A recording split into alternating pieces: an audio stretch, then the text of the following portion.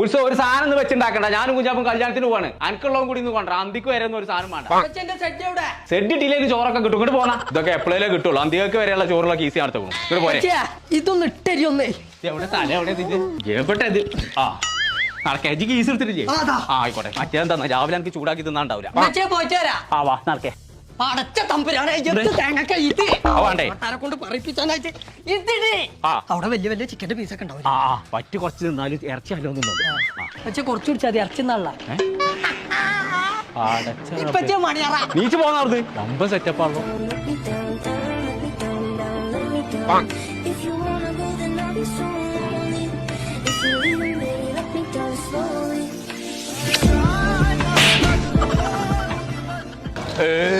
അൽഹംദുലില്ലാ, ഇത്ര നല്ലൊരു ഭക്ഷണം ഞാൻ അടുത്തൊന്നും നിന്നിട്ടില്ല.